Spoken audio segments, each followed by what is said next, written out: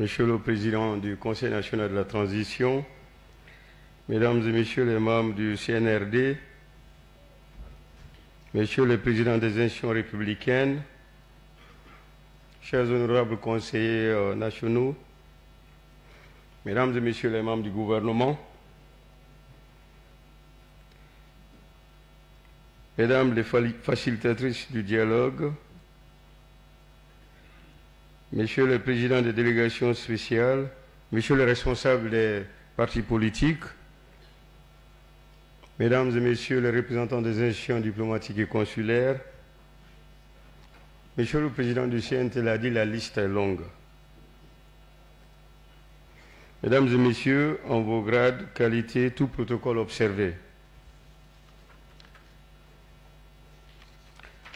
En réalité, il est devenu sans objet de revenir sur l'objet de notre réunion, puisque nous savons qu'il s'agit justement de la présentation de l'avant-projet de constitution.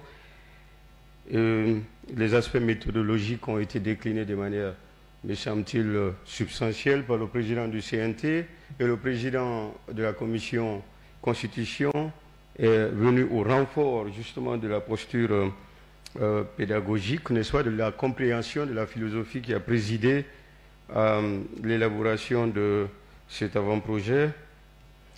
Mon propos va donc absolument être structuré autour des choix constitutionnels, donc la dimension matérielle de l'avant-projet de constitution, qui a vocation, une fois que l'avant-projet aura fait l'objet d'adoption par référendum, d'être la constitution qui va régir la République.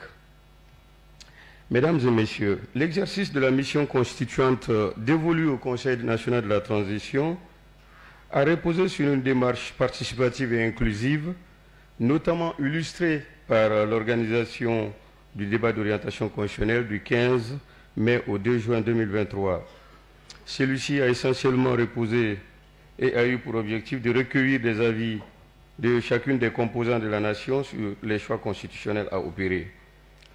Cet avant-projet n'occulte pas les fondamentaux et les substrats du droit constitutionnel guinéen à partir justement de la transition démocratique amorcée sous l'empire de la loi fondamentale du 23 décembre 1990.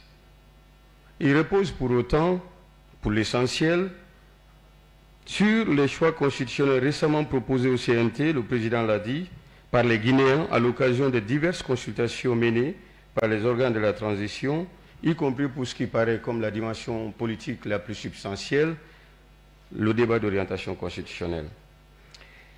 Le présent avant-projet de constitution comprend 205 articles. Il est constitué d'un préambule et structuré en 3 parties. Chaque partie est constituée de titres, eux-mêmes structurés en sous-titres. Cela va sans dire qu'il existe des chapitres sur lesquels nous ne nous étalerons pas. La première partie est consacrée à l'État, aux principes fondamentaux de la République, aux droits et devoirs. La deuxième partie traite des institutions de la République. La troisième partie traite des titres spécifiques, le qualificatif spécifique étant dicté par l'inexistence d'un rapport de connexité nécessaire permettant de les rassembler dans une même colonne qu'on pourrait qualifier d'une manière univoque. Pour ce qui concerne en l'occurrence la première partie, nous avons donc un titre consacré à l'État, à la souveraineté et aux principes fondamentaux de la République, un titre 2 consacré aux droits, aux libertés, aux droits et aux devoirs. Concernant la deuxième partie, nous avons un titre 1 dédié aux institutions gouvernantes, un titre 2 consacré aux institutions juridictionnelles et un titre 3 consacré aux institutions d'appui à la gouvernance démocratique. Et enfin, pour ce qui concerne la troisième partie intitulée titre spécifique, nous avons un titre 1 consacré à l'administration publique, un titre 2 qui se rapporte à l'organisation territoriale, un titre 3 afférent aux forces de défense et de sécurité, un titre 4 qui traite des traités, conventions et accords internationaux, un titre 5 qui se rapporte à la révision de la Constitution, un titre 6 qui traite des dispositions finales. Pour ce qui concerne le préambule en l'occurrence, puisque nous n'allons pas nous y étaler, étant entendu que les éléments philosophiques qui apparaissent ont été déclinés par le président du CNT et renforcés par le président de la commission Constitution. Il convient, cela dit, de relever que le préambule est constitué pour l'essentiel du rappel des circonstances historiques qui ont déterminé la naissance de l'État indépendant et souverain, notre État qui est la République de Guinée, également marqué par l'affirmation par le peuple de Guinée de sa fierté, n'est-ce pas, de son rôle historique contre la domination et l'expansion coloniale, ainsi que dans les processus d'accession à l'indépendance des peuples africains et les conséquences qu'il en tire, n'est-ce pas, en termes de sauvegarde des droits et des libertés, de la conscience du peuple de Guinée de sa diversité et sa résolution de sa diversité, on va dire jusque-là occultée dans des textes considérés comme officiels, et sa résolution à promouvoir une nation unie, solidaire, tolérante, juste, pacifique et prospère, de son attachement de l'attachement donc de ce peuple de Guinée à la primauté et au respect de l'ordre constitutionnel, de son adhésion aux instruments juridiques qui consacrent des droits et libertés, puisque ceci remonte à la transition démocratique pour ce qui concerne l'essentiel, de son engagement à édifier un état de droit et de démocratie pluraliste, de son rejet de toute forme d'accession, de maintien et de transmission inconstitutionnelle du pouvoir, ainsi que de tout régime fondé sur la dictature, l'injustice, le régionalisme, l'ethnocentrisme et le népotisme, de son attachement à la fraternité, au dialogue, à la tolérance et aux moyens de règlement pacifique des différends, de son attachement au processus d'intégration sous-régionale et régionale, ainsi qu'à l'objectif d'unité africaine, de sa détermination à promouvoir la bonne gouvernance et à lutter contre la corruption et les crimes économiques et financiers, de sa souveraineté inaliénable sur toutes les ressources naturelles et les richesses nationales. Et enfin, le peuple de Guinée, sur ses considérations préambulaires, a affirmé de manière explicite, ce qui est finalement un élément depuis quelques années de l'identité constitutionnelle de la République de Guinée, que le préambule relève du bloc de constitutionnalité, donc une partie intégrante. Concernant l'État, il est très intéressant de rappeler que l'avant-projet consacre l'affirmation de la forme républicaine unitaire, indivisible, laïque, démocratique et sociale de l'État indépendant. Le président de la Commission en parlait, puisque ce sont des intangibilités constitutionnelles que nous avons estimées importantes. La détermination des attributs du drapeau national, de l'ordre et de la disposition des bandes de couleurs, l'indication de l'hymne national et de la devise de la République de Guinée, la consécration de la détermination des sceaux et des armoiries de la République de Guinée par voie législative en raison de l'importance de la symbolique des institutions. Nous avons estimé qu'il fallait passer par la voie législative. La souveraineté.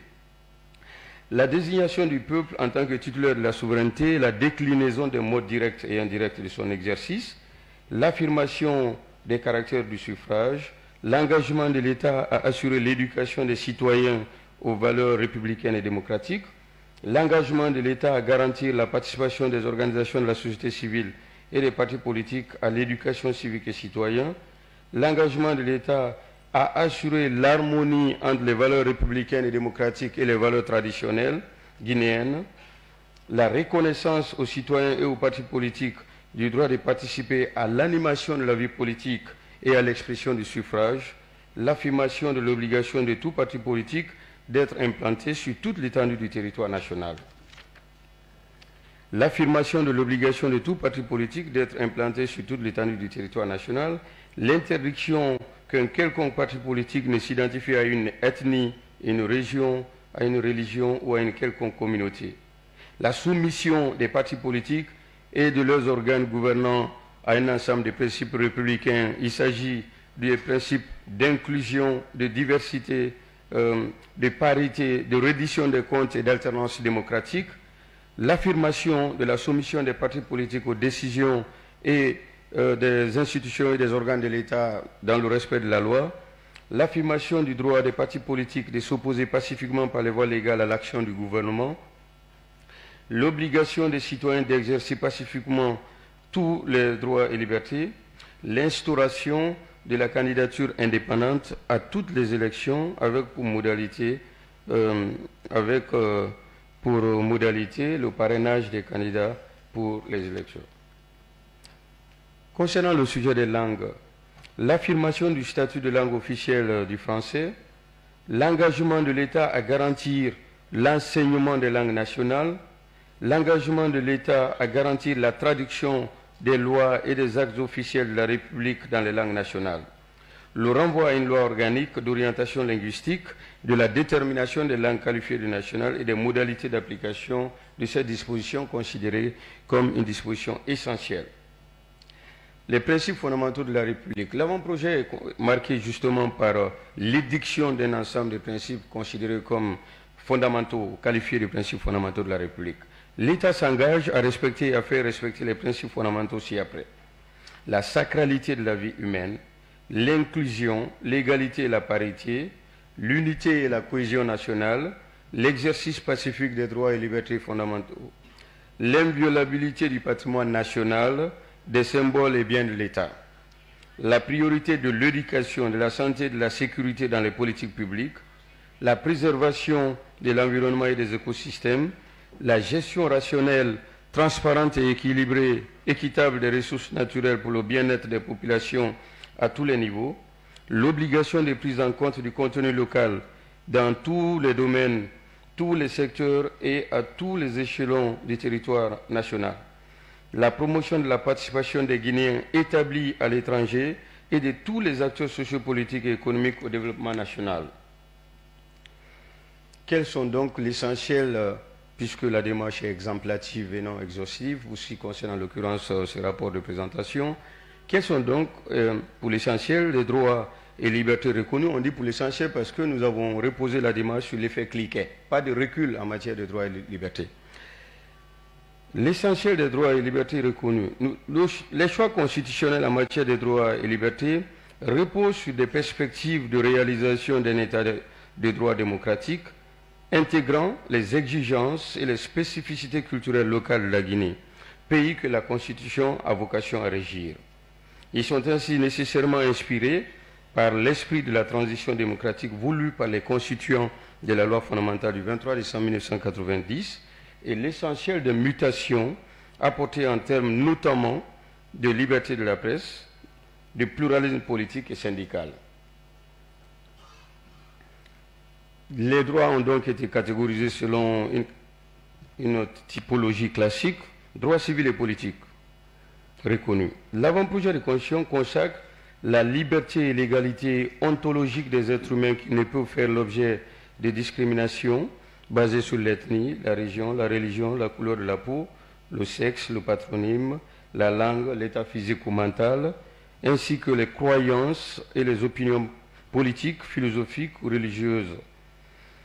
La promotion de la parité homme-femme dans les conditions que la loi détermine, l'inviolabilité et la sacralité de l'être humain et de sa dignité, l'interdiction et la punition de la peine de mort, de la traite des êtres humains et de l'esclavage, la consécration du droit à l'intégrité physique de toute personne et la proscription, sans possibilité de justification au nom d'un autre qu'on aurait pu recevoir, de toute pratique définie comme attentatoire à ces droits, y compris le viol, les violences physiques et les mutilations génitales féminines.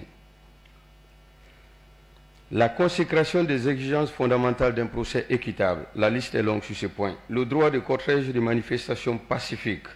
Le droit des citoyens de former des associations et des sociétés. Le droit des citoyens de circuler, de s'établir librement sur toute l'étendue du territoire national. La liberté de tout citoyen d'entrer et de sortir du territoire national sans entrave ni restriction, sauf celles prononcées par le juge pour des raisons déterminées par la loi et dans les formes qu'elle prescrit. L'interdiction de contraindre quiconque au déplacement forcé à l'exil. La garantie du droit d'asile. Le droit de toute personne au respect de sa vie privée et familiale. L'inviolabilité de l'intimité de la vie privée et du domicile. La garantie du droit de propriété et la soumission corrélative de toute expropriation à l'exigence d'une cause d'utilité publique déclarée et d'une juste et préalable indemnisation. La garantie de la liberté de conscience et de culte. La garantie de la liberté d'expression, de la liberté de la presse et de la liberté de la communication. La garantie de la liberté de création des organes de presse dans les conditions prévues par la loi. La garantie du droit d'accès à l'information publique. La garantie du droit de pétition des citoyens inscrits sur une liste électorale pour avoir une incidence ou un rôle déterminant dans le fonctionnement des institutions parlementaires. le droit des Guinéens établis à l'étranger à la participation à la vie de la nation. Sur cet aspect, l'État s'engage à créer des conditions nécessaires à la participation des Guinéens établis à l'étranger à la vie de la nation. La garantie de leur représentation au sein du Parlement. Droit de toute personne à la compréhension de la Constitution, un droit nouveau. L'État s'engage à assurer l'enseignement de la vulgarisation et la vulgarisation de la Constitution, intégrer l'enseignement de la Constitution dans les programmes de formation aux différents cycles scolaires, professionnels, universitaires, ainsi que dans ceux dédiés aux forces de défense et de sécurité. Vulgariser la Constitution dans les langues nationales par tout moyen de communication des masses, en particulier par la radio, la télévision et l'Internet. Les droits et libertés ont été formulés, donc les droits et libertés évoqués, ont été formulés d'une manière prenant en compte l'histoire politique de Guinée, les mutations récentes, la culture et l'équilibre entre la responsabilité du citoyen et les modalités réalistes de son épanouissement. Droits économiques, sociaux et culturels. L'avant-projet consacre un ensemble de droits économiques, sociaux et culturels. Le droit à l'éducation. La garantie à toute personne du droit à l'éducation et à la formation. La prescription du caractère prioritaire de l'éducation nationale. L'engagement de l'État à promouvoir l'éducation civique à tous les âges. La garantie de la gratuité, l'accès obligatoire et le maintien des enfants à l'école jusqu'à l'âge de 16 ans. La garantie aux jeunes Guinéens de la gratuité dans les institutions de formation et d'enseignement supérieur public, de la formation professionnelle, technique et de l'enseignement supérieur à tous les cycles. L'engagement de l'État à créer les conditions d'accès des étudiants et des diplômés aux stages professionnels. La garantie de l'État l'engagement de l'État à accorder une allocation budgétaire conséquente au secteur de l'éducation et de la formation. Le droit à la santé. La garantie par l'État du droit à la santé, la prescription du caractère prioritaire de l'accès à la santé, la garantie de l'accès des Guinéens à la couverture santé universelle, l'obligation de l'État de prendre des mesures nécessaires à la prévention et à la lutte contre les épidémies, la garantie par l'État d'une allocation budgétaire conséquente au secteur de la santé dans les conditions qu'une loi détermine. Le droit à un travail décent. L'engagement de l'État à créer les conditions nécessaires à l'exercice du droit de toute personne à un travail décent. La proscription de toute forme de discrimination au travail en raison notamment de son sexe, de son ethnie, de ses opinions ou de toute autre forme de discrimination. Le droit de toute personne à une rémunération juste et équitable. Le droit de tout travailleur de fonder avec d'autres un syndicat ou d'y adhérer. La garantie du droit de grève, un droit qui ne peut en aucun cas entraver la liberté de travailler et de circulation d'autrui. L'interdiction de toute forme d'esclavage et de travail forcé. Le droit à un logement décent. L'engagement de l'État à créer les conditions nécessaires à l'exercice du droit de toute personne à un logement décent. L'engagement de l'État à protéger les citoyens contre toute forme de discrimination dans l'accès au logement, y compris celle fondée sur l'appartenance ethnique, religieuse et régionale. Le droit de la famille à la protection de l'État. La garantie par l'État du droit à partir de 18 ans pour un homme et une femme de se marier sans aucune discrimination fondée sur l'ethnie, la religion, la nationalité, la couleur de la peau. La garantie de l'égalité des droits des conjoints hommes et femmes durant le mariage et lors de sa dissolution. Le droit des enfants et des jeunes à la protection et à leur plein épanouissement. Sur cet aspect, l'État s'engage à créer les conditions de la participation des jeunes à la vie de la nation. Il s'engage à prendre des mesures nécessaires à la protection des enfants et des jeunes contre l'exploitation, l'abandon, la délinquance, l'abus sexuel, la maltraitance, la traite humaine, l'exode rural et la migration irrégulière. L'État institue un service civique et militaire obligatoire pour tous les jeunes, à partir de 18 ans, dans les conditions qu'une loi détermine. Le droit des personnes en situation de handicap au bien-être dont l'État crée les conditions nécessaires. Sur cet aspect, l'État s'engage à créer les conditions nécessaires à l'accès des personnes en situation de handicap à la formation, aux emplois publics et privés, aux infrastructures à usage public et aux moyens de transport public. Prendre des mesures également, un engagement nécessaire à la protection des personnes en situation de handicap contre les violences sexuelles, la traite et toute forme de discrimination et de maltraitance. Le droit des personnes âgées au bien-être. Sur cet aspect également, l'État s'engage à préserver la dignité des personnes âgées, à favoriser leur accès aux services de santé et de protection sociale, à accorder des privilèges et avantages aux personnes âgées ayant accompli des actes méritoires au service de la nation.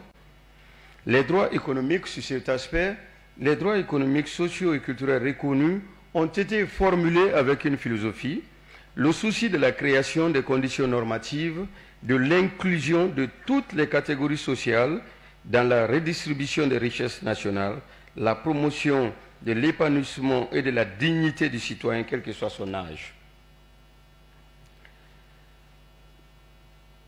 Droit à un environnement sain. L'avant-projet consacre le droit de toute personne à un environnement sain. Il consacre également comme crime imprescriptible le transit, l'importation, le stockage, le déversement sur le territoire national de déchets toxiques ou polluants et tout accord qui s'y rapporte. Pour ce qui concerne l'ensemble des droits civils et politiques, économiques, sociaux et culturels et le droit au développement sain consacré, l'avant-projet annonce de manière explicite l'inviolabilité et l'inaliénabilité des droits et libertés consacrés. Dans le même sens, elle prescrit l'impossibilité qu'une situation d'urgence ou d'exception ne puisse justifier la violation des droits humains. La consécration des droits et libertés a appelé la consécration corrélative des devoirs. L'avant-projet consacre, notamment en tant que devoir, le devoir des parents de veiller à l'éducation, à la santé et au bien-être de leurs enfants. Le devoir des enfants à l'obéissance, aux soins et à l'assistance à leurs parents. Le devoir de toute personne présente ou établie sur le territoire national de se conformer à la Constitution, aux lois et aux règlements en vigueur, par extension aux décisions de justice. Le devoir de toute personne établie sur le territoire national de s'acquitter de l'impôt, entendu au sens générique. Le devoir de toute personne présente ou établie sur le territoire national de respecter et de protéger les biens publics et le patrimoine national. Le devoir de toute personne investie d'un mandat public de l'accomplir avec responsabilité, loyauté, intégrité, impartialité et neutralité. Le devoir de toute personne d'œuvrer pour le bien-être commun et le vivre ensemble. Le devoir de toute personne de participer aux actions de secours et d'assistance en cas de péril ou de calamité. Le devoir de loyauté de tout citoyen envers la patrie. Le devoir de tout citoyen de participer aux élections, de promouvoir l'alternance démocratique, le pluralisme politique et syndical, ainsi que tous autres principes et valeurs démocratiques consacrés par le présent avant-projet. Le devoir de tout citoyen de défendre l'intégrité du territoire national et de s'opposer à toute forme d'accession, de maintien et de transmission inconstitutionnelle du pouvoir. Le devoir de tout citoyen de contribuer à la préservation de l'ordre constitutionnel. Au-delà de ces considérations qui se rapportent, puisqu'on sait finalement qu'il y a un article 7 de la Déclaration des droits de l'homme qui considère qu'une constitution, c'est d'abord droit et liberté, une constitution, c'est ensuite les institutions.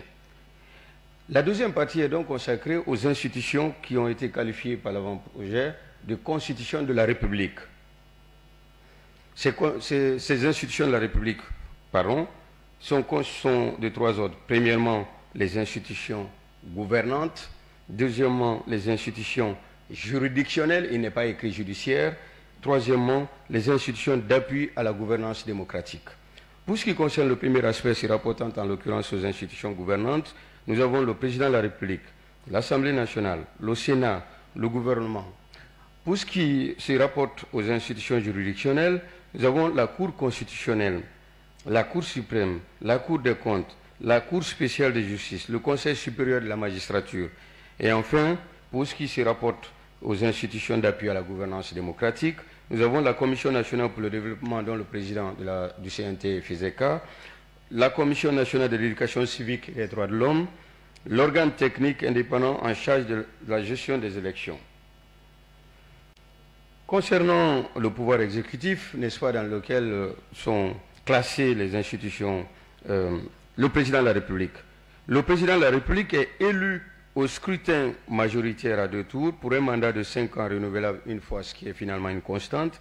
Nul ne peut exercer plus de 2 mandats de président de la République de sa vie. Le candidat à l'élection présidentielle doit obéir à un ensemble de conditions substantielles. Conditions d'éligibilité aux fonctions de président de la République. Il convient d'abord d'être guinéen d'origine, né des parents dont un au moins est guinéen d'origine. Avoir sa résidence principale en République de Guinée, jouir de ses droits civils et politiques, être certifié en bonne santé physique et mentale par un collège multidisciplinaire des médecins assermentés institué par la Cour constitutionnelle, être âgé de 35 ans au moins et de 80 ans au plus, être présenté soit par un parti politique en conformité avec la Constitution et les lois, soit à titre de candidat indépendant remplissant les conditions de parrainage. Joindre une copie authentique de la déclaration écrite sur l'honneur de ses biens. Quelques principes, la démarche est exemplative et non exhaustive, régissent les candidats dans la conduite des campagnes électorales. D'abord, premièrement, le principe d'égalité des candidats en termes d'accès et d'utilisation des moyens de communication et d'information publique pendant la campagne. L'obligation des candidats à l'élection présidentielle de participer au débat obligatoire, donc radio-télévisé organisé au premier et au deuxième tour par la Commission de régulation de la communication et de l'audiovisuel. Le terme obligatoire, le qualificatif n'est pas un lapsus, Monsieur le Président, sous votre contrôle, c'est juste que je ne l'ai pas noté dans le rapport. Donc c'est bien un débat obligatoire.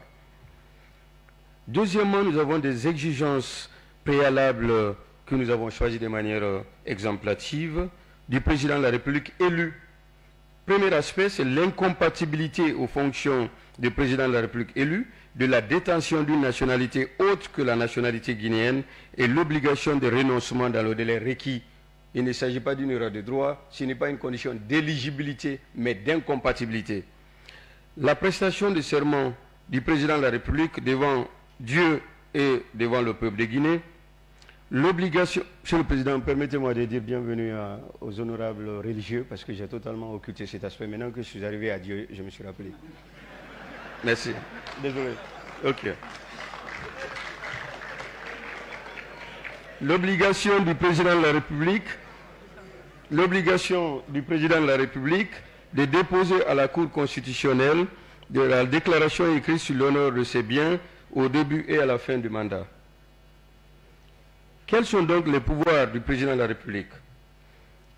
Les pouvoirs du Président de la République sont définis, encore une fois, puisque le Président a annoncé les exigences philosophiques qui ont commandé chaque choix constitutionnel.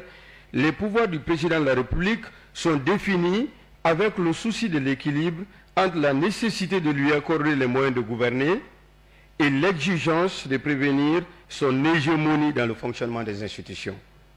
Voilà pourquoi, d'abord, nous avons consacré la reconnaissance au Président de la République des pouvoirs inhérents à son statut d'arbitre, de garant du fonctionnement régulier des institutions, de l'indépendance nationale et de l'intégrité du territoire. Il a été également reconnu au Président de la République le pouvoir d'orienter et de contrôler la mise en œuvre de la politique de la nation, le pouvoir réglementaire, le pouvoir d'accréditer les ambassadeurs et les envoyés extraordinaires auprès des États et des organisations internationales, le droit de grâce, le droit de prononcer une fois par an le discours sur l'état de la nation devant la conférence des institutions et des élus locaux convoqués par le Parlement. Mais si ces pouvoirs lui ont été consacrés, encore une fois, c'est une démarche exemplative, les attributions constitutionnelles du président ont été considérées comme à encadrer, non pas en termes de suppression, mais en termes d'accroissement des interactions. L'encadrement du pouvoir de nomination du président de la République aux hautes fonctions civiles et militaires. Dans le rapport d'abord avec les organes exécutifs et les dirigeants des administrations assimilées. Premièrement, la définition des critères de choix des personnes à nommer aux hautes fonctions civiles et militaires. Le président de la République nomme sur la base des principes de probité, d'inclusion, de compétence et de représentation territoriale. Deuxièmement, définition limitative dans une loi organique des hautes fonctions civiles et politiques auxquelles le président de la République nomme. Soumission de la nomination par le président de la République aux fonctions de Premier ministre et de membres du gouvernement à l'avis préalable du Sénat consécutif à une séance d'audition à huis clos des personnes proposées. Soumission de la nomination par le président de la République aux fonctions de gouverneur et de vice-gouverneur de la Banque centrale, des directeurs de régie financière de l'État, des premiers responsables des corps de contrôle de l'État à l'avis préalable du Sénat consécutif à une séance d'audition à huis clos des personnes proposées. Dans les rapports avec les forces de défense et de sécurité, soumission de la nomination par le président de la République aux fonctions de chef d'état-major général des armées à l'avis préalable du Conseil supérieur de la défense nationale consécutif à une séance d'audition à huis clos de l'officier proposé. L'encadrement strict des conditions de recours au référendum législatif par le président de la République, exigence de l'avis favorable du Parlement réuni en Conseil de la Nation à la majorité des 2/3 de ses membres, le Conseil de la Nation étant la réunion effectivement des deux chambres du Parlement, exigence de recueil de l'avis préalable de la Cour constitutionnelle sur la conformité du projet ou de la proposition à la Constitution avant de convoquer les électeurs par décret, exigence d'une participation minimale de 50% des électeurs inscrits sur les listes électorales pour que le référendum soit pris en considération. Les 50% ne sont donc pas finalement des conditions de détermination de la légitimité du processus, mais de la validité du processus. Le Premier ministre, statut du Premier ministre. Le Premier ministre est nommé par décret par le Président de la République. La consécration des conditions à remplir par tout candidat aux fonctions de Premier ministre est une des contributions à la rationalisation. Donc il faut être un citoyen guinéen reconnu pour son intégrité, son expérience professionnelle et sa haute qualification dans l'un des domaines économiques, social, juridiques, techniques ou scientifiques et leur bonne connaissance des réalités sociopolitiques, économiques et culturelles du pays. Le président de la République met donc, ou il peut mettre fin aux fonctions de Premier ministre. Le Premier ministre est responsable devant le président de la République. Mission et pouvoir du Premier ministre. Le Premier ministre prononce un discours de politique générale devant le Parlement, réuni en Conseil de la Nation, au plus tard 60 jours à compter de sa nomination. Le Premier ministre est chef du gouvernement et à ce titre, il est investi des fonctions d'impulsion, de direction et de coordination de l'action gouvernementale. Il dispose d'un pouvoir réglementaire qu'il exerce par arrêté dans les conditions déterminées par la présente Constitution et les lois. Il nomme aux emplois civils limitativement définis par une loi organique sur la base des principes de probité, d'inclusion, de compétence et de représentation territoriale. Le Premier ministre propose au Président de la République pour nomination des membres du gouvernement. Il est responsable de la promotion de la bonne gouvernance. Il impulse et veille à la cohérence de l'action de l'administration centrale, des autorités déconcentrées et décentralisées. Le statut de Premier ministre a des implications en termes d'avantages. Avantages dus au statut de Premier ministre. La consécration du bénéfice par les anciens Premiers ministres d'avantages matériels et financiers et d'une protection dans les conditions déterminées par une loi organique. La consécration du droit des Premiers ministres d'être chargés de missions spéciales par le Président de la République. Le gouvernement. Le gouvernement est investi, n'est-ce pas, du pouvoir de définir et de mettre en œuvre la politique de la nation sous l'autorité du Président de la République. L'affirmation de la responsabilité solidaire des membres du gouvernement devant le Président de la République. L'affirmation de la responsabilité des membres du gouvernement de la direction de leurs départements respectifs devant le Premier ministre. L'affirmation de l'autorité du Premier ministre dans ses relations avec chaque membre du gouvernement. Tout membre du gouvernement auquel le Premier ministre requiert des informations, des documents ou des explications liées à la gestion de son département est tenu d'y répondre. L'affirmation du principe de la responsabilité solidaire du Premier ministre et des ministres des décisions du Conseil des ministres. Le pouvoir législatif, aspect préliminaire, donc des généralités. L'institution, donc la création d'un Parlement bicaméral constitué d'une Assemblée nationale et d'un Sénat. La réunion des deux chambres du Parlement est qualifiée de Conseil de la Nation. La durée de la législature concernant l'Assemblée nationale est de 5 ans. Elle est de 6 ans concernant le Sénat. La présidence de session du Conseil de la Nation est faite par le président de l'Assemblée nationale ou, en cas d'indisponibilité ou d'empêchement de ce président de l'Assemblée nationale, par le président du Sénat. L'organisation par le Parlement une fois par an de la conférence des institutions et des élus locaux, une conférence regroupant l'ensemble des membres des institutions de la République, des membres des conseils régionaux et des maires. L'institution d'une session ordinaire unique commençant le 5 octobre et prenant fin le 15 juillet. Chaque chambre du Parlement est régie par une loi organique. Assemblée nationale. Les conditions d'éligibilité à l'Assemblée nationale sont, il faut être de nationalité guinéenne, être âgé de 21 ans au moins et 80 ans au plus, jouir de ses droits civils et politiques, être présenté par un parti politique ou se présenter à titre indépendant. Mode de scrutin.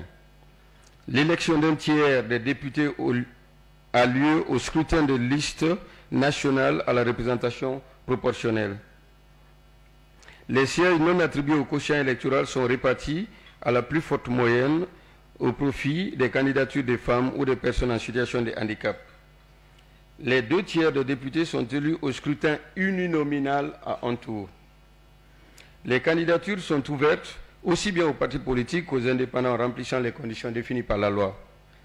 La définition des circonscriptions électorales obéit au principe d'égalité des citoyens dans les modalités d'expression du suffrage. Compétences législatives. L'Assemblée nationale vote seule la loi dans les diverses matières définies aux articles 116 et suivants et 17, sous réserve de celles qu'elle partage avec le Sénat conformément à l'article 113. Dans les nombreuses matières réservées à l'Assemblée nationale, elle maîtrise la procédure législative et est investie de l'initiative de la loi, du droit d'amendement et du droit d'adopter les lois sans aucune navette avec le Sénat.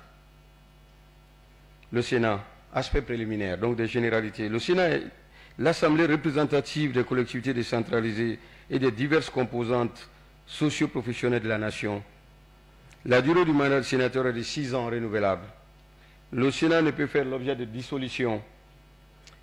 Conditions d'accession au statut de sénateur. Il faut être de nationalité guinéenne, jouir de ses droits civils et politiques, être âgé de 40 ans au moins et 80 ans au plus. Mode d'élection ou de désignation. Les 2 tiers des sénateurs sont élus par le corps électoral constitué des conseillers régionaux et communaux. Le tiers des sénateurs est désigné par le président de la République et choisi parmi les entités socio-professionnelles les plus représentatives et les personnes ressources compétentes. L'accession aux fonctions des sénateurs est réservée aux citoyens reconnus pour leur probité, leur intégrité, leur expérience professionnelle et leur haute qualification dans l'un des domaines juridiques, politiques, économiques, social, culturels, religieux et scientifiques. Les fonctions des sénateurs sont incompatibles avec l'exercice de toute activité au sein d'un parti politique ou d'un mouvement politique. Compétences et missions du Sénat. Dans les matières non législatives. En matière de nomination, le Sénat rend des avis à la suite de séances d'audition sur les propositions de nomination aux hautes fonctions civiles et militaires. Le Sénat contribue à la promotion de la paix sociale et de l'unité nationale. À ce titre, il contribue à la prévention, à la gestion des conflits entre les différentes couches de la nation et au renforcement du dialogue interguinéen. Le Sénat est gardien des us, des coutumes et des valeurs morales et traditionnelles guinéennes. En matière législative, donc les compétences du Sénat en matière législative, le Sénat et l'Assemblée nationale votent la loi dans les matières concernant la création des collectivités décentralisées, les compétences et la libre administration des collectivités décentralisées, le régime des associations et des organisations assimilées, la promotion de la bonne gouvernance, la préservation du dialogue et de la cohésion et de l'unité nationale. L'Assemblée nationale et le Sénat votent les lois d'orientation, de plans et de programmes. Quelques aspects de la procédure législative concernant les relations entre le Sénat et l'Assemblée nationale dans les seules matières énumérées tout à l'heure. À l'exception des matières exclusivement dévolues à l'Assemblée nationale, le Sénat et l'Assemblée nationale examinent successivement le projet ou la proposition de loi en vue de l'adoption d'un texte identique. Donc ce processus peut conduire à l'institution d'une commission mixte paritaire. L'Assemblée nationale peut alors statuer sur les textes élaborés par la commission mixte, soit le dernier texte voté par elle, modifié le cas échéant par un ou plusieurs des amendements adoptés. Quels sont donc les rapports pour l'essentiel entre le pouvoir exécutif et le pouvoir législatif? Généralité.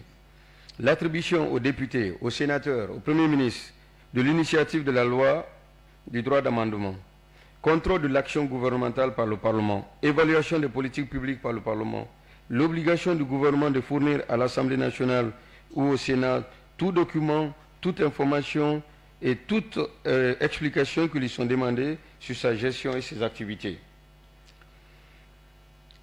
Les relations entre les deux sont aussi régies par des moyens de révocabilité réciproque entre les organes du pouvoir exécutif et l'Assemblée nationale. Moyen d'action de l'Assemblée nationale sur le gouvernement. Dans le cas du contrôle de l'action gouvernementale, l'Assemblée nationale peut mettre en cause la responsabilité du gouvernement par le vote d'une motion de censure. La motion de censure est déposée à la suite d'un désaccord persistant entre l'Assemblée nationale et le gouvernement sur une question fondamentale se rapportant notamment à la mise en œuvre de la politique générale du gouvernement présentée par le Premier ministre devant le Parlement, à l'insuffisance notoire des résultats dans la mise en œuvre de la feuille de route assignée au Premier ministre par le Président de la République, aux conclusions des commissions d'enquête ou d'information parlementaire mettant en cause le gouvernement du fait d'un ou de plusieurs de ses membres. Une telle motion n'est recevable que si elle est signée par 1/10 au moins des députés issus de groupes parlementaires différents. Le vote ne peut avoir lieu que 72 heures après le dépôt de la motion de censure. Seuls sont recensés les votes favorables à la motion de censure. Celle-ci ne peut être adoptée qu'à la majorité des 3/4 des membres composant l'Assemblée nationale. Si la motion de censure est rejetée, lorsqu'elle est rejetée, les signatures ne peuvent en proposer une nouvelle au cours de la même session. Lorsque l'Assemblée nationale adopte une motion de censure, le Premier ministre remet au Président de la République la démission du gouvernement. Le Président de la République ne peut la refuser. Les moyens d'action sont donc envisagés sur le plan philosophique de manière à éviter l'instabilité gouvernementale, une forme de rationalisation du parlementarisme. Moyens d'action de l'exécutif sur l'Assemblée nationale. En cas de désaccord persistant entre le gouvernement et l'Assemblée nationale sur des questions fondamentales, le Président de la République peut, après avoir consulté le Président de l'Assemblée nationale, prononcer la dissolution de celle-ci. Des nouvelles élections ont alors lieu dans les 90 jours qui suivent la dissolution. Si celle-ci renvoie à l'Assemblée nationale une majorité de députés favorables à la position adoptée par l'ancienne majorité sur la question qui a provoqué la dissolution, le gouvernement est tenu de renoncer à sa position sur l'objet du désaccord persistant. Si le gouvernement ne renonce pas à sa position antérieure sur l'objet du désaccord persistant, le Président de la République est tenu de démissionner. La succession est alors ouverte conformément à l'article 71. Moyen d'action de l'exécutif sur l'Assemblée nationale. La dissolution ne peut être prononcée avant la 3e année de la législature et au cours d'un même mandat présidentiel plus d'une fois. En cas de désaccord entre le gouvernement et l'Assemblée nationale avant la 3e année de la législature, la Cour constitutionnelle peut être saisie par le Président de la République ou par le Président de l'Assemblée nationale ou par un 10e des députés issus des groupes parlementaires différents. La décision de la Cour constitutionnelle s'impose au gouvernement et à l'Assemblée nationale. L'Assemblée nationale ne peut, sous peine de dissolution, s'opposer à la décision de la Cour constitutionnelle. Le Président de la République contraint le gouvernement à la démission lorsque celui-ci ne se soumet pas à la décision de la Cour constitutionnelle. En cas de dissolution de l'Assemblée nationale, les nouvelles élections ont lieu dans les 90 jours qui suivent celle-ci.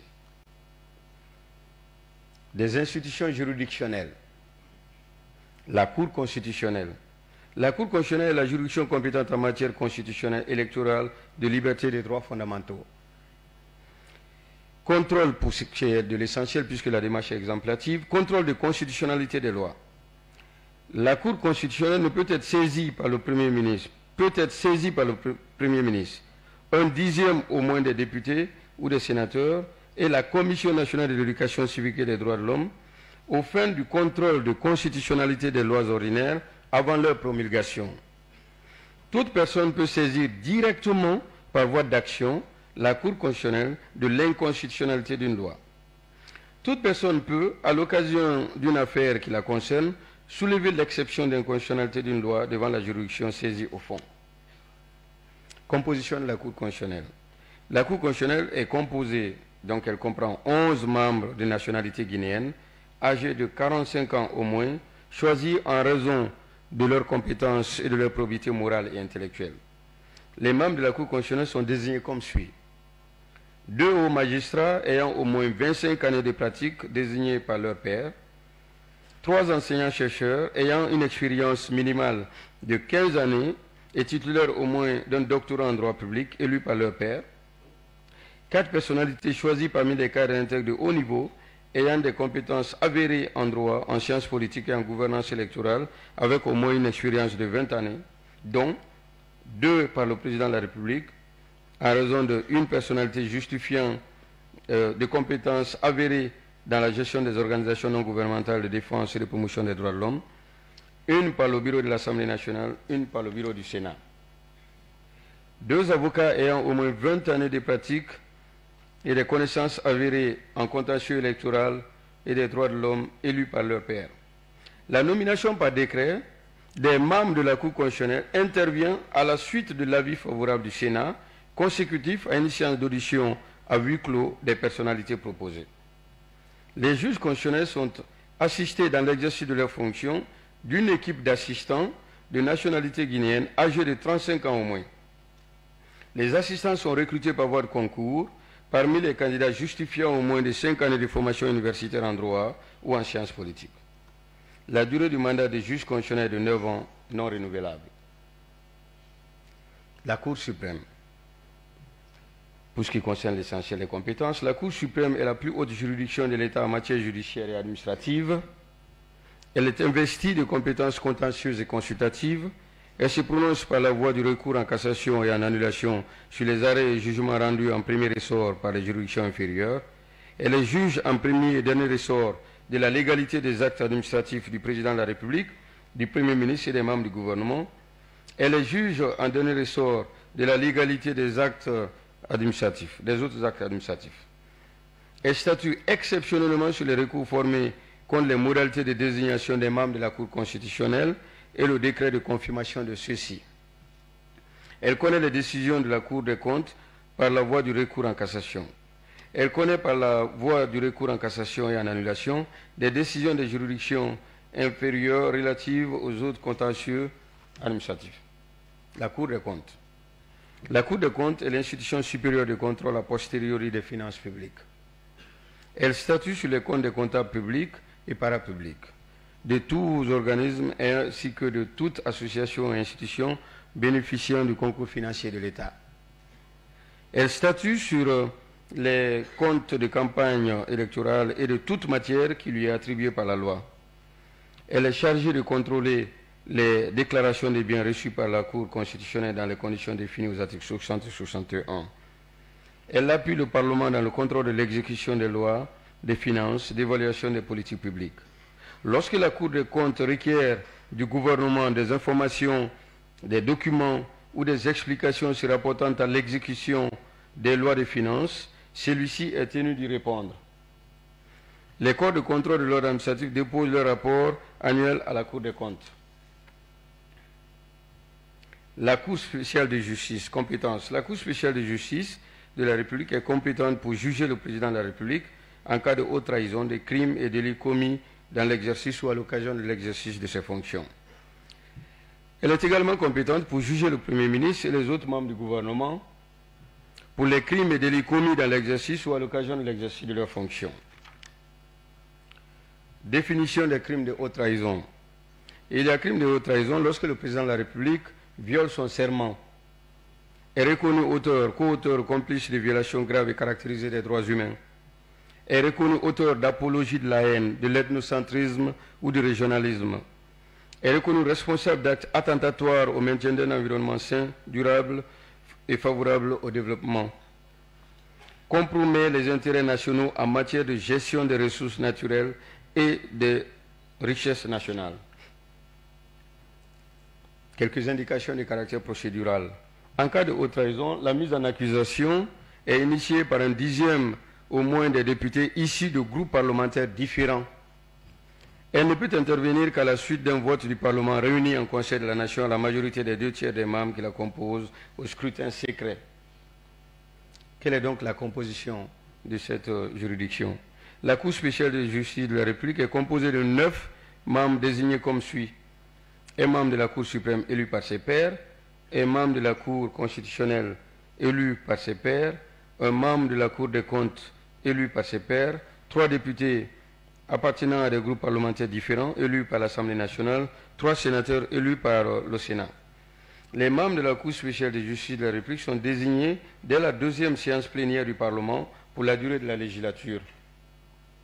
Le Conseil supérieur de la magistrature.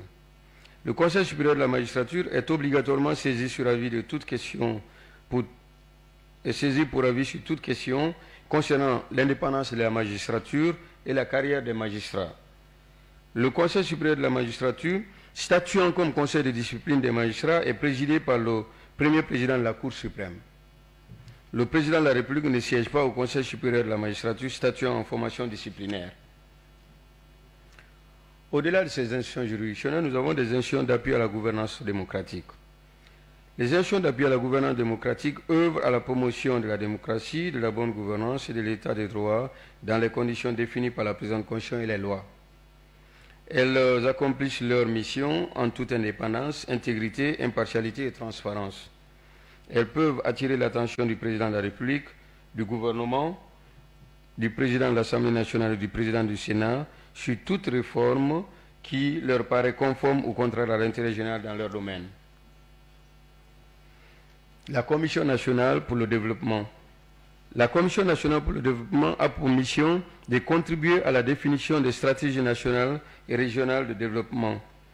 Elle concourt à la définition des meilleurs standards de contrôle et de suivi de la cohérence des politiques et programmes nationaux de développement en matière notamment de gestion des ressources naturelles, de gestion des ressources stratégiques du pays, de supervision des réserves agricoles, minières, hydriques, pétrolières, énergétiques et environnementales, de participation citoyenne à la gouvernance conformément aux principes et valeurs de la présente Constitution et des lois de la République, de promotion de l'équité régionale dans le développement, de contrôle du transfert des ressources financières aux collectivités décentralisées conformément aux lois et aux règlements en vigueur, de promotion de la protection de la culture nationale, d'égalité des chances et de parité femmes-hommes, de participation des femmes, des jeunes et des personnes en situation de handicap dans les processus décisionnels, de préservation et de restauration de l'écosystème national et de la biodiversité. Elle est saisie, la Commission nationale de développement, par le président de la République, le président de l'Assemblée nationale, le président du Sénat et le Premier ministre, de toute réforme à caractère économique, social, culturel et environnemental. Elle élabore des rapports sur l'impact des politiques et programmes de développement sur le bien-être des populations et fait des recommandations au gouvernement et au Parlement. La Commission nationale pour le développement est obligatoirement saisie pour avis sur tout contrat sur les ressources minières, énergétiques, hydrauliques et environnementales avant sa signature. Sur tout traité, toute convention ou tout accord international à caractère économique, social, culturel et environnemental avant sa signature. Elle est également saisie de tout projet de loi de plan ou de programme, de tout projet de création de nouvelles collectivités décentralisées ou de nouvelles circonscriptions territoriales, toute réforme concernant la loi organique relative aux lois de finances, tout projet ou toute proposition de loi à caractère économique, social, culturel ou environnemental, à l'exception des projets de loi de finances. Composition de la Commission nationale pour le développement. La Commission nationale pour le développement est composée de hauts cadres du pays, reconnus pour leur probité, leur intégrité, leur expérience professionnelle et leur haute qualification dans l'un des domaines économiques, juridiques, social, culturel, technique et scientifique. Les membres de la Commission nationale pour le développement sont choisis parmi les cadres les plus méritants des secteurs publics et privés, de la société civile et du monde académique, de la Commission nationale de l'éducation civique et des droits de l'homme, La Commission nationale de l'éducation civique et des droits de l'homme a pour mission notamment de promouvoir l'éducation à la citoyenneté et au civisme, de veiller au respect de la protection et de la promotion des droits humains, de concourir à la vulgarisation de la Constitution, des lois et des instruments juridiques relatifs aux droits humains, de susciter au sein de la nation la prise de conscience des principes et des valeurs de la présente Constitution en tant que loi fondamentale du peuple, d'éduquer et encourager les citoyens à défendre la présente Constitution contre toutes les formes d'abus et de violations. Les membres de la Commission nationale de l'éducation civique et des droits de l'homme ne reçoivent ni directives ni injonctions émanant de personnes physiques ou morales, y compris leur entité d'origine. Aucune entité, aucune organisation, aucune personne physique ou morale, publique ou privée, ne peut entraver la conduite des missions de la Commission. La Commission nationale de l'éducation civique et des droits de l'homme peut être entendue sur ses activités par chaque chambre du Parlement. L'organe technique indépendant en charge de la gestion des élections. L'organe technique indépendant en charge de la gestion des élections a pour mission notamment l'établissement et la mise à jour du fichier électoral, la préparation, l'organisation et la supervision du référendum, des élections locales, législatives, sénatoriales, présidentielles, dont il proclame les résultats provisoires dans les conditions définies par une loi organique. Il garantit l'intégrité, la libre expression, la transparence et la régularité des processus électoraux et référendaires. La Commission de régulation de la communication et de l'audiovisuel. La Commission de régulation de la communication et de l'audiovisuel a pour mission de réguler en toute indépendance et impartialité les secteurs de l'information et de la communication écrite, numérique, audiovisuelle, cinématographique et publicitaire.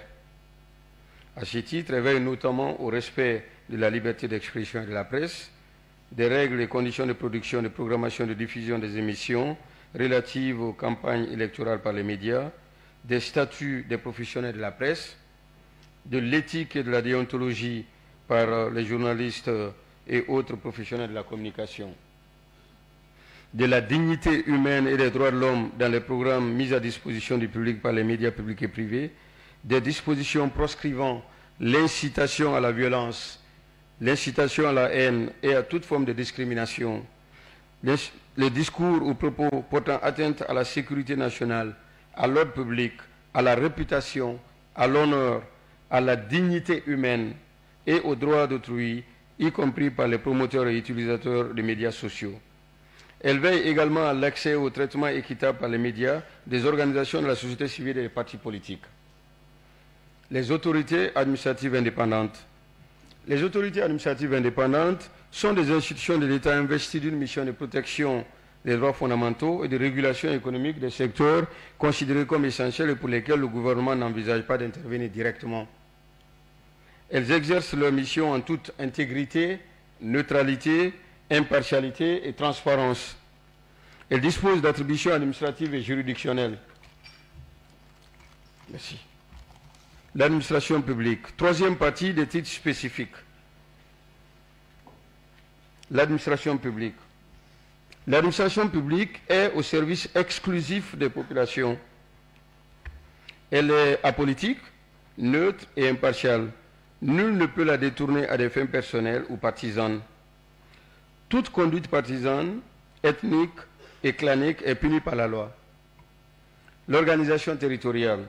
Généralité sur l'organisation territoriale. L'organisation territoriale de la République repose sur la déconcentration et la décentralisation. Le territoire de la République est organisé en circonscriptions territoriales et en collectivités décentralisées. Les circonscriptions territoriales sont les provinces, les préfectures et les sous-préfectures.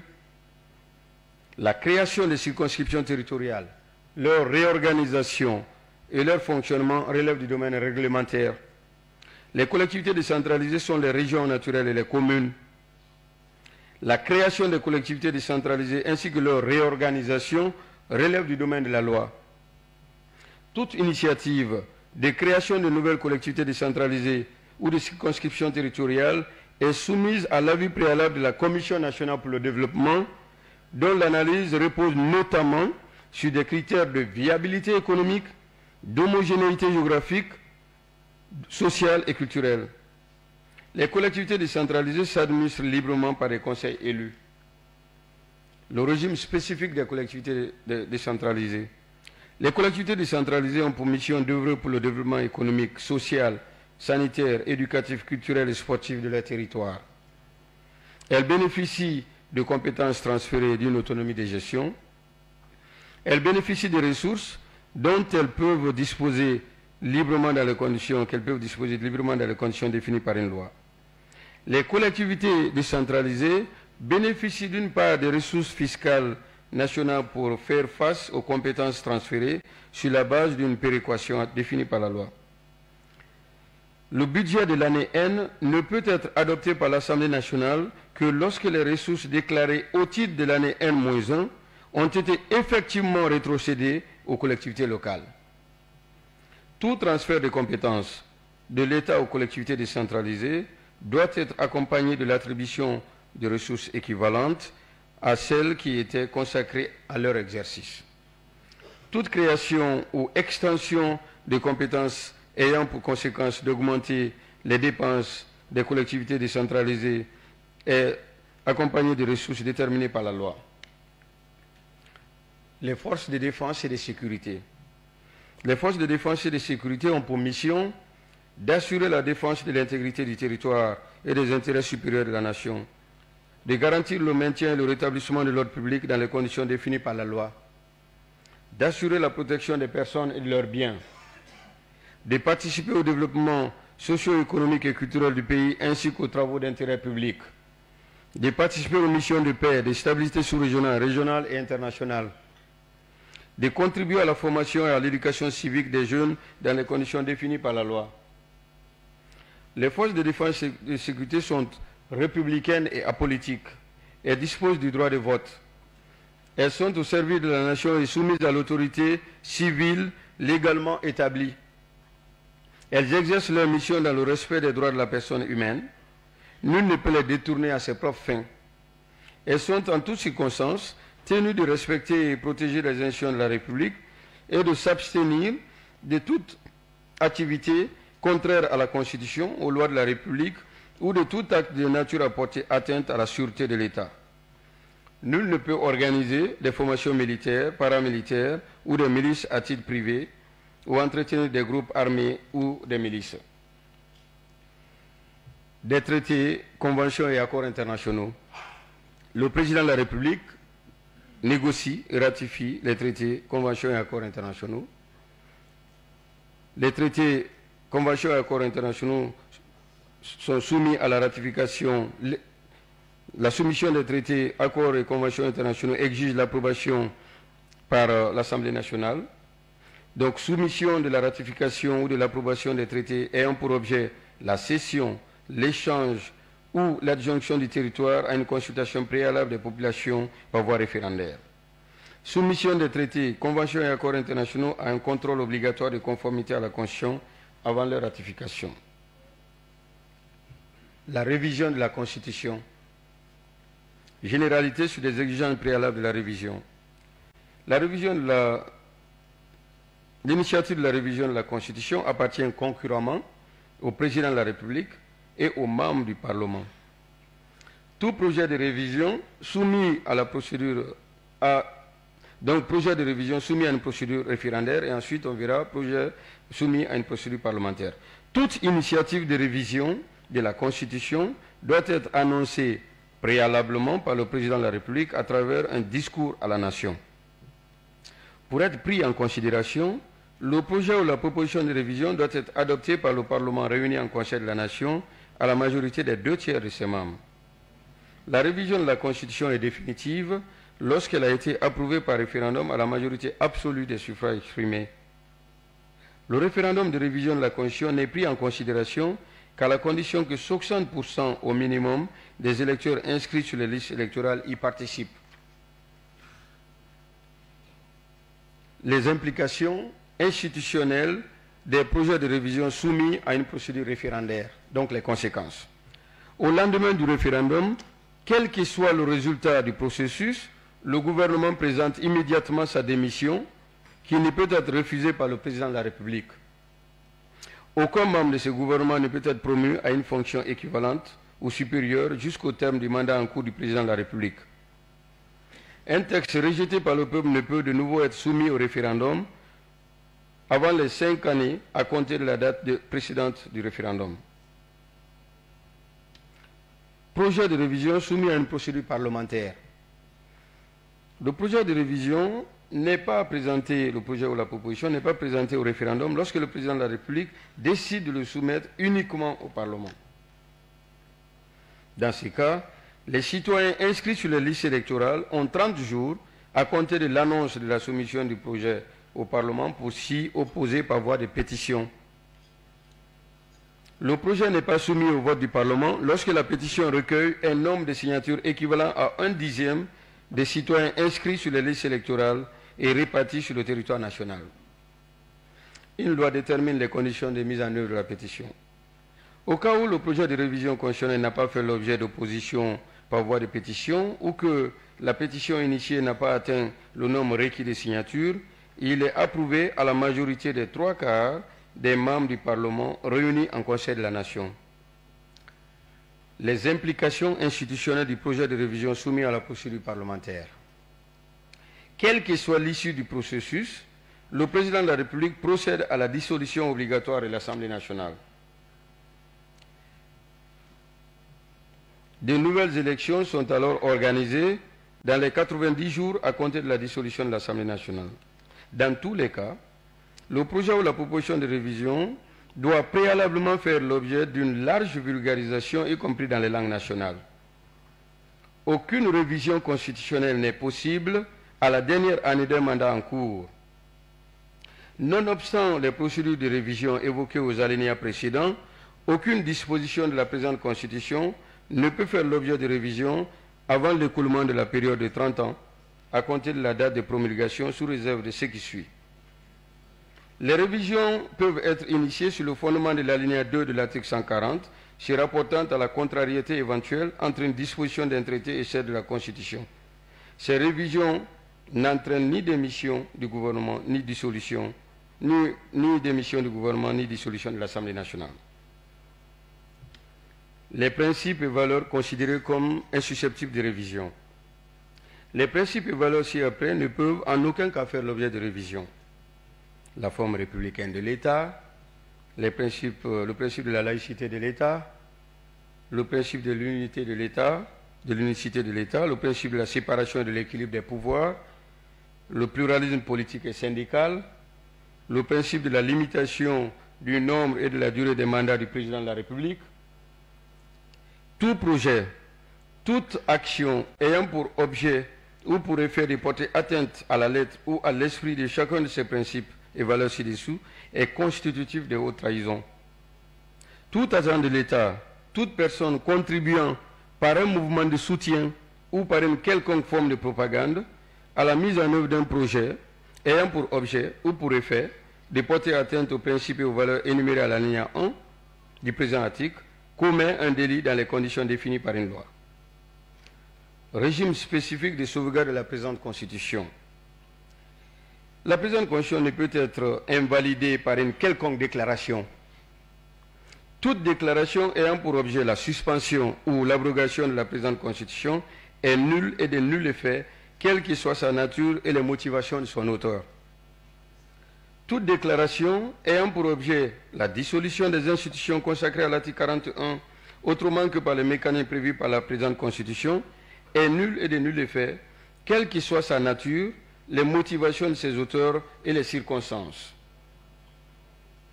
Dispositions transitoires. En attendant la mise en place des institutions consacrées à la présente Constitution, les organes de la transition demeurent compétents pour exercer les fonctions, missions et attributions qui leur sont dévolues par la Charte de la transition.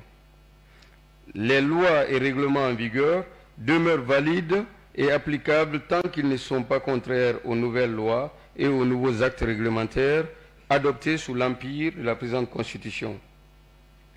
Les lois d'amnistie adoptées durant la période de transition obéissent à un régime particulier qu'elles déterminent. La présente Constitution, approuvée par référendum, entre en vigueur à compter de la date de sa promulgation par le chef de l'État et sera publiée au journal officiel de la République. Mesdames et Messieurs, Monsieur le Président,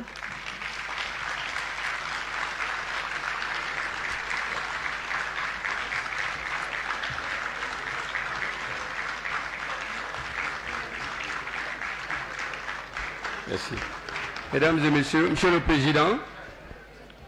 Président du Conseil national de transition, chers honorables conseillers, Mesdames et Messieurs, en vos grades, titres, j'ai l'occasion immense de vous dire rapidement que j'ai eu l'honneur de travailler avec le président du CNT, franchement pas en tant que président seulement.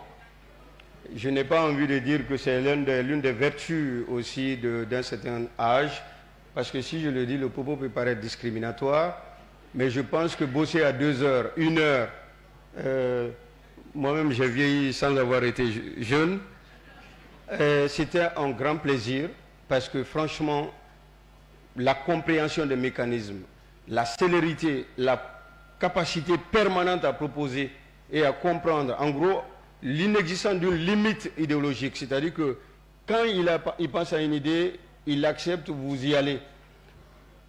Pour moi, je ne vais pas m'y étaler puisque le propos n'a pas une vocation propagandiste. Mais je pense que j'ai dit à tous mes proches que ce fut un grand plaisir d'avoir du travail avec le président du CNT, puisqu'au final, le jurisme ne sert à rien si le politique a des obstacles idéologiques. J'ai fait également un grand plaisir de bénéficier de l'expérience du président de la commission, le président Eric Cham, que je remercie vivement. Tous les présidents de commission, les membres des différentes commissions, pour répéter une méthodologie un peu faite par le président. Monsieur le Président, je vous remercie vivement, franchement, pour cette opportunité historique d'être associé en tant que simple membre de la commission loi et rapporteur à ce travail dont on sait qu'il est sur le plan symbolique d'une importance capitale. Je sais que ça peut être anti-protocolaire, à supposer même que cette terminologie existe, mais je voudrais remercier ici le général Aboubakar Sidiki Kamara, c'est sur ce point que je termine, pour avoir tout fait pour m'envoyer en Guinée alors que je n'étais pas prêt à rentrer. Monsieur le Président, je vous remercie.